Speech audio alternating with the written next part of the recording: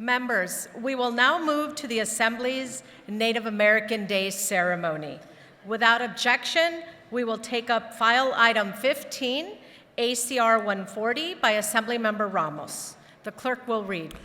Assembly Concurrent Resolution 140 by Assemblymember Ramos and others relative to California Native American Day and the California Indian Cultural Awareness Conference. Assemblymember Ramos, you may open on the measure. Well, thank you, Madam Chair, for this important event here today. I rise as the chair of the California Native American Caucus to request your aye vote for ACR 140, which recognizes the annual California Indian Cultural Awareness Conference and the importance of California Native American Day, celebrated every year on the fourth Friday of September. In June of 2019, Governor Newsom apologized to the California Native American tribes for the acts of genocide and heinous atrocities committed by previous administrations and legislatures as the state was created. It is heartening to have the governor atone and acknowledge the genocide and war of extermination against Native Americans in the state of California that marked assimilation, denial of civil rights, denial of those areas, and other grave injustices. But we have survived and prevailed with the resiliency that runs inside of our bloods as California's first people. Dealing with the trauma of this past begins with understanding and acknowledgement of that history. Since the formal apology in 2019, historic legislation has been signed into law, demonstrating that California is making progress in building a relationship with its first people. Many pieces of legislation moved through this floor since 2019, and together we have brought a path forward for our people. One of those bills, and several of those bills, was granting tribal police access to databases used by other law enforcement agencies, establishing a monument on the Capitol grounds to honor local tribes here in this area, and requiring the Cal State universities to comply with CalNACPRA and fulfill their obligation to repatriate the remains of our ancestors. We also move forward together as a body, creating the historic Feather Alert that starts to move forward and starts to notify those in California when a Native American person goes missing, combating the missing and murdered indigenous person epidemic that plagues California. We also moved forward to establish the California Indian Education Act that would call on school districts to work with their local tribes to get the true history of their area out within the school system. And also, this body worked on renaming a college of law in San Francisco that bore the name of someone that brought atrocity to the Yuki Indian people. And that institution no longer bears that name and is called now the College of Law San Francisco.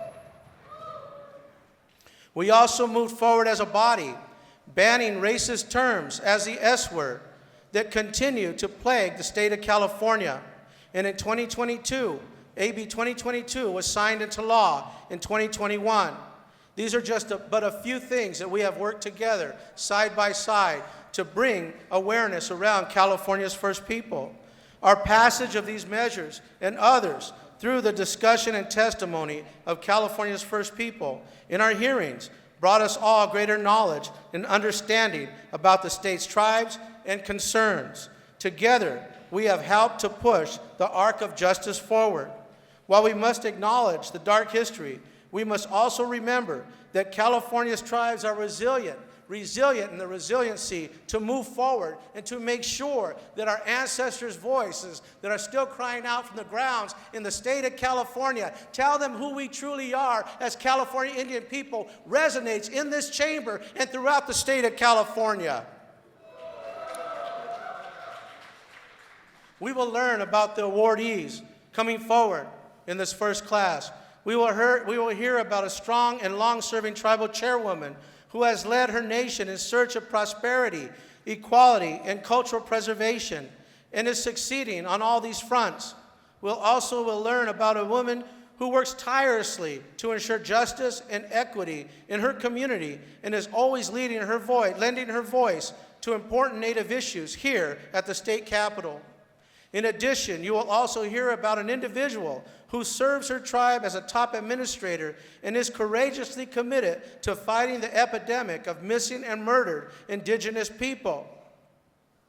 Another is a man who cherished and steadfastly labored to preserve and share his culture and steadfastly labored to preserve that culture, and today the likeness of him sits on the Capitol Park as a testament in his memory and cultural preservation. And finally, we will celebrate a young girl who fought to attend a public school 100 years ago and set a legal precedent, cited decades later, to eliminate school segregation across the nation. With us today in the gallery are various tribal leaders, families of our honorees, and partners from throughout the state. Let's give them a round of applause.